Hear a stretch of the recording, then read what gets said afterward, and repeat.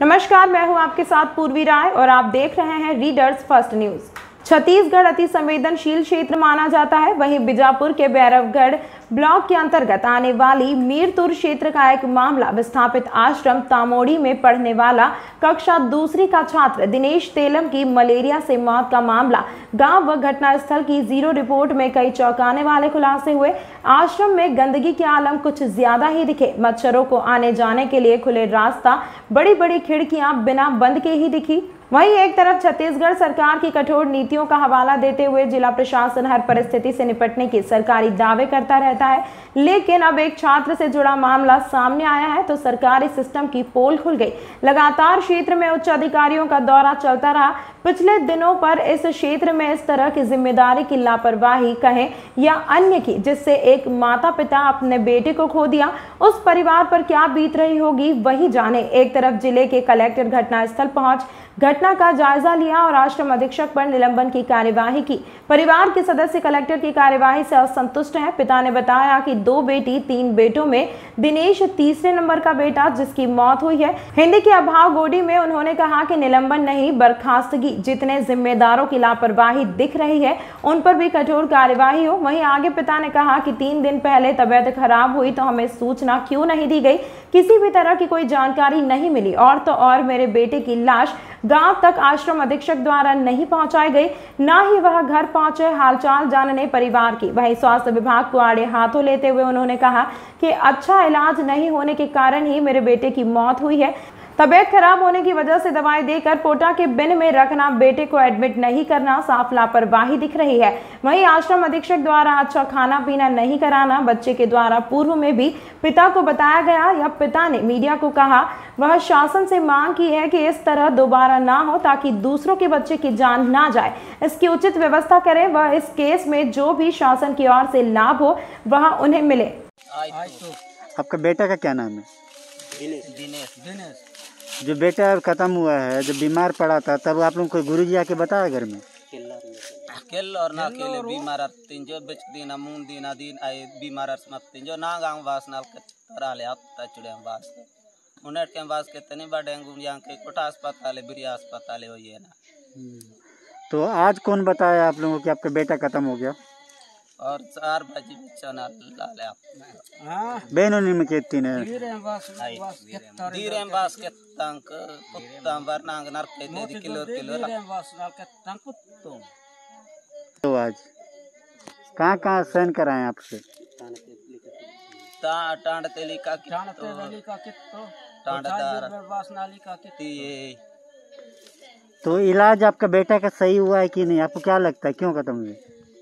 हाँ, इलाज की बात की बार आए आले अब तक और ना चना अस्पताल में हुई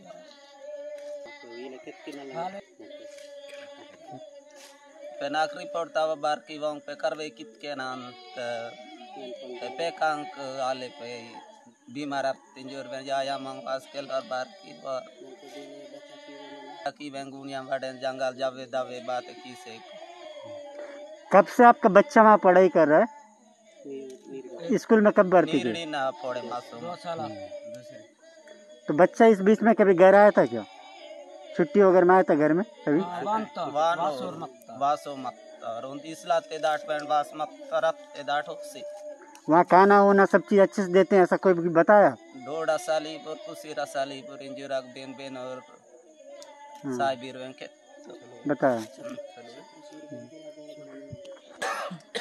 वहाँ से किताब कपड़ा जूता चप्पल आप खरीद के देते हो कि स्कूल से मिला? चप्पल की और कुर्ता वेंडा आप ही खरीद के दिए? कुर्ता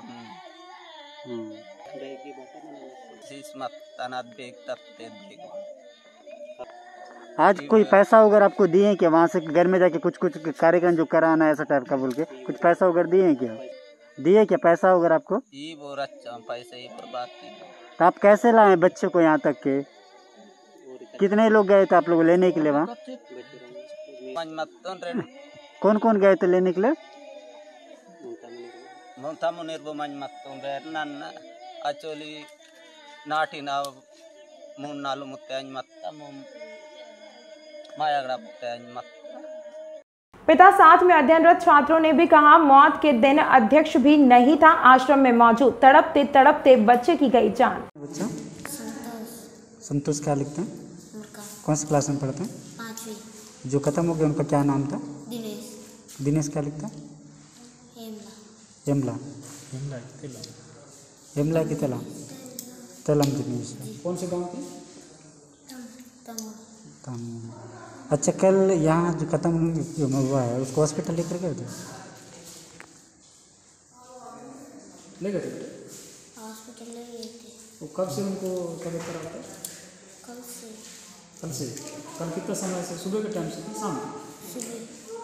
सुबह दोपहर। जी। फिर अस्पताल ले गया था? फिर अस्पताल ले जाके लाए? बच्चा जब शाम के लड़का कैसे हुआ? रोया? आप ही के रूम में रहता है? अच्छा, उस समय यहाँ अधीक्षक थे कि नहीं? नहीं थे। कहाँ सोते हैं वो रोज? अधीक्षक कहाँ बाहर में रहते हैं कि यहाँ रहते हैं? घर में रहते हैं बाहर। अच्छा, कितना टाइम आए फिर वो अधीक्षक यहाँ? सुबह आए। शाम के खत्म, शाम के नहीं आए? और यहाँ कौन कौन रहते हैं आप लोगों के साथ? शाम के कितना समय खत्म हो गया लड़का? 4 बजे। शाम के 4 बजे खत्म हो गया। उसके बाद अधीक्षक को कौन बताया? मनोज भैया। वो फिर कब आए? शाम के आए कि सुबह आए? सुबह आए। सुबह आके देखे। तो आप लोग कितने बच्चे लोग थे कल शाम के? कितने लोग रहते हो आप लोग? 18 जन थे। 18 जन। तो यहाँ शाम के मच्छर वगैरह काटता है? नहीं काटता। और कितने लोग बीमार हैं यहाँ पर? और कितने लोग हैं बेटा अभी जिनका तबीयत खराब हुआ? क्या नाम है आपका? जोर से बोलना बेटा। जोर से बोल। क्या नाम है आपका? दिनेश। क्या हो गया आपको? बुखार है? कब से? आज से। कल से। जोर से बोलिए आप। खाना खाए अभी? जी। क्या खाए खाने में? क्या क्या खाए अभी? सब्जी दाल खाए। अच्छा, तो अधीक्षक कभी नहीं रहते यहाँ? सुबह। नहीं, शाम के रोज सोते हैं यहाँ पे आश्रम में? नहीं सोते। तो घर में रहते हैं? कहाँ पर है घर उनका? तो रोज सुबह कितने समय आते हैं बेटा? स्कूल के टाइम में आते हैं? जी। साग सब्जी अच्छा खिलाते हैं आप लोग? जी। तो आज क्या बना? आज दाल सब्जी बनाई थी। सब्जी बनाए थे। तो अंडा कभी बनता है? नहीं सर। कभी आप लोग जब से आए तब से अंडा बना खिलाए? पूरे मामले पर बीएमओ भरमगढ़ डॉक्टर आदित्य साहू ने कहा, शुभ नाम और अब किस पद में है सर यहाँ? Doctor Aditya Sahu, BMO Bharamgarh. यहाँ जो घटना घटी है पिछले रात के, बताया जा रहा है मलेरिया से एक मौत हुई बच्ची की, उसका नाम, उनका नाम बता पाएंगे? उनका नाम दिनेश है और 12 साल के बच्चे हैं। जो क्या कुछ कारण था सर इनकी मौत की, क्या मानते हैं? कारण कंफर्म कारण जानने के लिए तो पीएम के बाद ही बता पाएंगे। मतलब पीएम के बाद रिसर्च रिजल्ट किया गया है, उसको एसएफएल के लिए भेजा गया है फॉरेंसिक रिपोर्ट के लिए। जो मलेरिया निकलने के बाद क्या कुछ किट उनको देना रहता है और क्या इलाज में क्या कुछ दवाई दिया जा रहा था? मलेरिया का किट है तो छत्तीसगढ़ गवर्नमेंट की गाइडलाइन से, गवर्नमेंट से उसका एज पर एज एक दिया गया है किट। इसमें सिटी एसपी किट बोलते हैं, 0 to 1 और 2 to 4, 5 to 8 और 9 to 14। तो इसको 9 to 14 ईयर एज ग्रुप पर दिया गया था।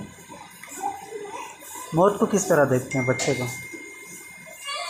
वही पीएम की बात ही उसका कंफर्म होता है। लेकिन ऐसा नहीं लगता 2-3 दिन से बस दवाई चल रहा तो अचानक मौत हो गई उनके हॉस्टल में, उनको एडमिट करने की कोशिश क्यों नहीं की गई बच्चे को? एडमिट किया, सिम्टोमेटिक केस को जनरली एडमिट नहीं किया करते हम लोग।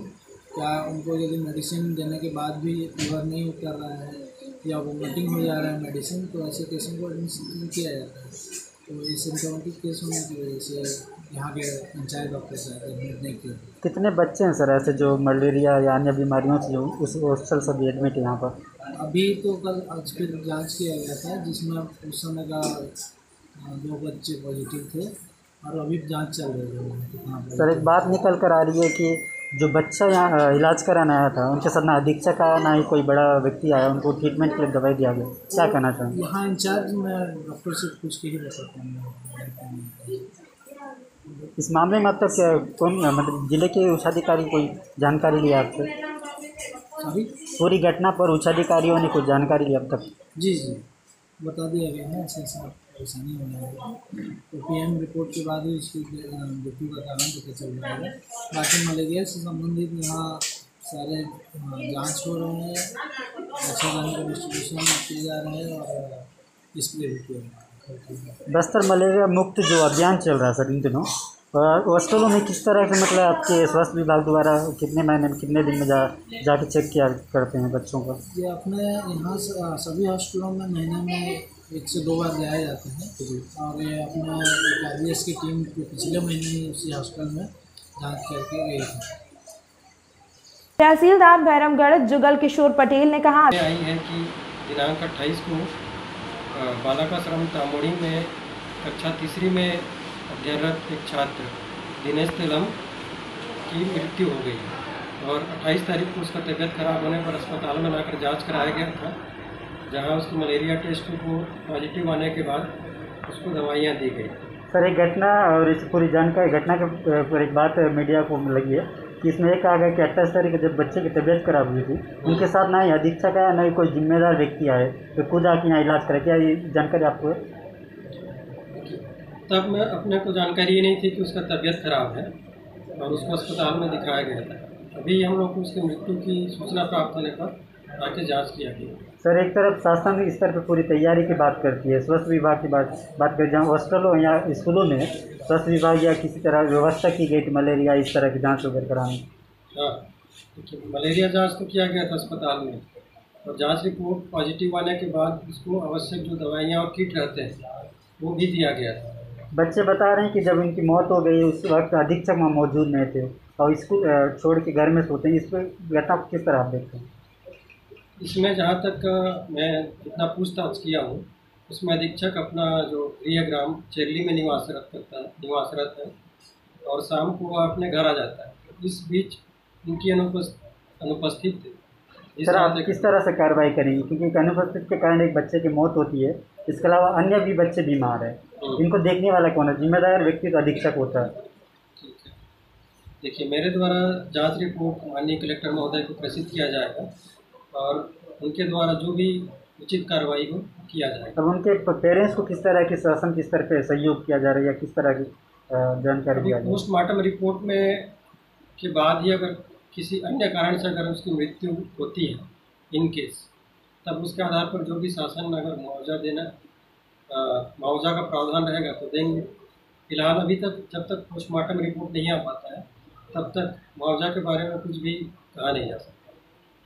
सर जैसे स्वास्थ्य विभाग की बात आई है कि अगर छोटे बच्चे आने से उनके ट्रीटमेंट कराने पर या तो उनके अधीक्षक या कोई बड़े व्यक्ति आना चाहिए, यहाँ इस तरह की ट्रीटमेंट हुई है। अब बच्चे को मलेरिया जैसे अगर गंभीर बीमारी हो और बच्चा हॉस्टल में जब खत्म होता है तो कहीं ना कहीं गंभीर बीमारी ज़्यादा बढ़ चुकी होगी, उनको एडमिट करना चाहिए था। आप क्या कहते हैं सर, एडमिट बिना किए दवाई देके उनका हॉस्टल में इलाज क्या सही है? इसमें ऐसा है कि डॉक्टर साहब के द्वारा जांच किया गया और उनको उस स्थिति में उनको क्या जो सही लगा वो अपने हिसाब से निर्णय लिया है। उस टाइम क्या किया जाना था उसके बारे में मेरे को नहीं लगता कि मैं टिप्पणी करने में सक्षम। अधीक्षक मोतीराम करती ने अपने बचाव में कैमरे के सामने कुछ नहीं कहा।